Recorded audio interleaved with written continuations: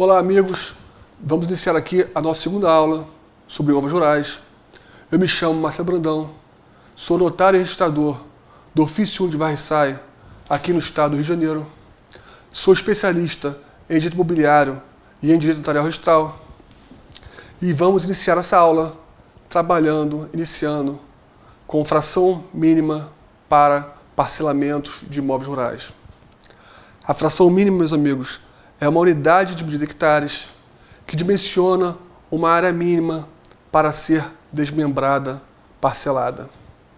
Baseia-se no que chamamos de zona típica de módulo de uma região, onde se analisa questões demográficas, ecológicas e de economias predominantes naquela região. Se nós olharmos o artigo 8º da Lei 5868/72, nós veremos que, para fins de parcelamento, deve-se observar a fração mínima que diz respeito a atividades relacionadas à pecuária, a culturas permanentes ou atividades hortigranjeiras. Esses parâmetros são estabelecidos a partir de cada zona típica de módulo de região, como havia falado. O CCR de cada imóvel tem inserido nele qual é a fração mínima para parcelamento dos imóveis rurais. E a fração mínima varia de município para município. Existem exceções à fração mínima e estão previstas no artigo 8º, parágrafo 4º dessa Lei 5868, mas nós veremos essas exceções quando formos tratar, ainda nesse bloco, a respeito dos desmembramentos de imóveis rurais. Agora vamos tratar dos CCIRs dos imóveis rurais. A quem compete realizar os cadastros administrativos e emitir o CCIR dos imóveis rurais? Compete ao INCRA, Instituto Nacional de Colonização e Reforma Agrária. O INCRA, meus amigos, ele foi criado pelo Decreto-Lei 1100 de 1970 e possui a natureza jurídica de autarquia, uma autarquia que é vinculada ao Ministério da Agricultura. E o INCRA, meus amigos, tem o objetivo estatutário de realizar a ordenação fundiária rural e executar políticas de reforma agrária. Com a criação do INCRA, foram extintos o IBRA, o INDA e o Grupo Executivo de Reforma Agrária. E todas as atribuições que eram de origem desses três órgãos foram passados e concentrados nas mãos do INCRA. Então, o INCRA é quem realiza o cadastro e realiza o controle desses imóveis rurais e emite os chamados certificados de cadastros de imóveis rurais. Agora, a partir de quando que passou a ser obrigatório a existência dos chamados CCIRs? Artigo 22 da Lei 4947 de 66 traz a seguinte disposição, que a partir de 1º de janeiro de 1967, para fins de arrendar, hipotecar, vender ou prometer vender o imóvel rural, o proprietário tinha que ter o chamado CCIR. Então foi a partir de 1º de janeiro de 1967 que passou a ser obrigatório existir os chamados certificados de cadastro de imóveis rurais. Cada proprietário tinha que ter seu CR e é obrigatório até hoje. Outra disposição interessante desse mesmo artigo diz respeito às sucessões causa-mortes. Tem a previsão lá de que a autoridade competente não pode homologar uma partilha na via judicial ou administrativa sem que os herdeiros apresentem os chamados CCIR dos imóveis rurais.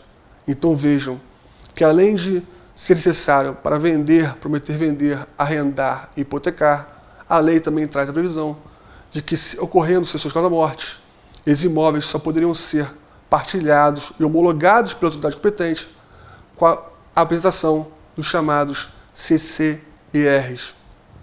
Outra questão interessante diz respeito a uso capião. O artigo 22, parágrafo 5º dessa Lei 49.4766, traz a previsão de que, sendo declarado pelo juízo reconhecida a uso capião, ele irá expedir um mandado para o INCRA com o teor dessa decisão, para que o INCRA realize o cadastro e emita o CCIR. É uma norma imperativa, uma vez decidido pelo juízo e declarado reconhecida a uso capião, ele emite um mandado judicial para o INCRA com o teor da decisão e o INCRA, a partir daí, realiza o cadastro e emite o CCIR. Mas a norma nada trazia a respeito dos reconhecimentos da uso capião pela via extrajudicial. Recentemente, através da nota técnica do INCRA, número 3448 desse ano, 2021, o INCRA estabeleceu o seguinte, que para os casos de reconhecimento de uso capião pela via judicial, no que tange a descrição dessas parcelas usucapidas, inserção das suas descrições junto ao Sistema de Gestão Fundiária, SIGEF, bastaria a aplicação do artigo 22, parágrafo 5º citado, com mandado judicial encaminhado ao INCRA e, a partir daí, seria realizado o cadastro e a consequente emissão do CCIR. Interessante nessa norma técnica foi estabelecimento do INCRA do critério a respeito da uso capião extrajudicial.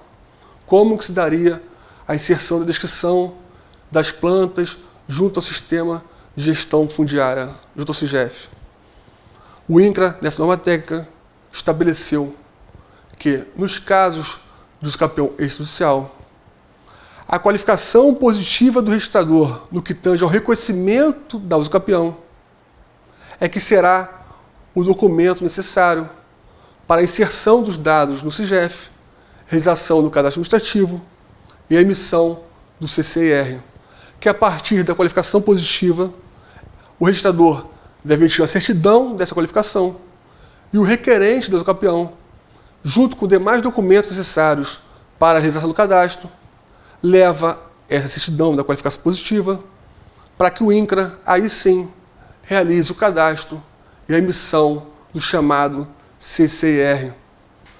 Então vejam que interessante, a partir da nota técnica número 3448 de 2021, nos casos de reconhecimento do uso capião pela via extrajudicial, a última qualificação do registrador positiva no sentido de que realmente aquele imóvel foi adquirido do capião, será o documento hábil a ser levado pelo requerente ao INCRA, à Superintendência Regional do INCRA, que é o setor responsável pela criação dos cadastros, para que, a partir da certidão do registrador dessa qualificação positiva, munido de outros documentos necessários, se realize o cadastro, a inclusão desse imóvel no SIGEF e a emissão do CCIR em decorrência da aquisição originária pela via da uso capião extrajudicial. Vejam que interessante e que importante nota técnica número 3448 de 2021 do INCRA. Para finalizar esse tema referente aos cadastros e CCIR, cumpre destacar aqui que os aspectos procedimentais referentes ao cadastro e à emissão do CCIR estão dispostos na Instrução Normativa número 82 do INCRA, depois de dar uma olhada, que lá tem todos os procedimentos a respeito da inclusão, alteração ou exclusão dos cadastros dos imóveis rurais. Tá bom, meus amigos? Vamos tratar agora dos desmembramentos de imóveis rurais, para finalizarmos esse bloco. Via de regra, para desmembrar um imóvel rural, deve-se respeitar a fração mínima para parcelamento, conforme disposto no artigo 65 da Lei 4504/64 e o artigo 8º da Lei 5868 de 1972. Agora, uma vez respeitada a fração mínima para parcelamento, é necessária a autorização formal do INCRA? Bom, amigos, temos duas correntes a respeito do tema. Para Eduardo Agostinho Arruda Augusto, seria necessária uma autorização formal do INCRA, a não ser que esse desmembramento esteja vinculada a uma alienação. Então, para Eduardo Agostinho Arruda Augusto, seria necessária uma autorização formal do INCRA, a não ser que esse desmembramento já esteja vinculado a uma alienação. Para a segunda corrente, e é uma corrente majoritária, e eu cito como doutrinador aqui que entende assim, o Elvino Silva, e é também o posicionamento do próprio INCRA, a previsão da fração mínima para o parcelamento inserido no CCIR já seria uma autorização implícita para tal desmembramento, não necessitando, portanto, de qualquer autorização formal e prévia do INCRA. Para a corrente majoritária, e é o posicionamento do INCRA, volto a repetir, a previsão da fração mínima para o parcelamento previsto no CCIR do imóvel é uma autorização implícita para se desmembrar, não precisando, portanto, de uma autorização formal e prévia do INCRA. Agora, como dito quando tratei da fração mínima para parcelamento, existem exceções à fração mínima em que pode ocorrer, inclusive, desmembramentos de áreas menores. Tais previsões estão no artigo 8º, parágrafo 4º, da Lei 5868 de 1962. E a primeira hipótese excepcional seria a alienação de uma área menor que a fração mínima para o imóvel lindeiro, proprietário do imóvel lindeiro, vizinho, destacando essa área menor para o imóvel vizinho que está adquirindo. É possível, desde que o alienante permaneça com uma área remanescente que seja maior que a fração mínima para o parcelamento. Então é possível que se aliene ao imóvel lindeiro e destaque dessa matrícula do alienante uma área menor que a fração mínima, mas desde que o alienante permaneça com uma área maior que a fração mínima para o parcelamento.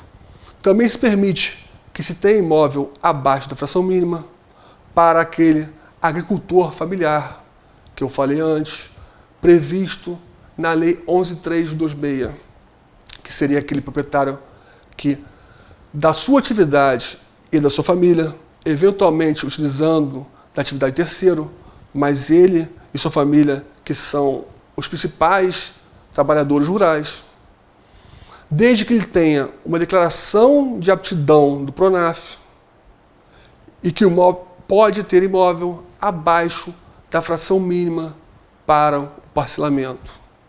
Então, aquele agricultor familiar previsto na Lei 11.326 pode, excepcionalmente, desde que tenha a declaração de aptidão para o PRONAF, ter imóvel abaixo da fração mínima para o parcelamento.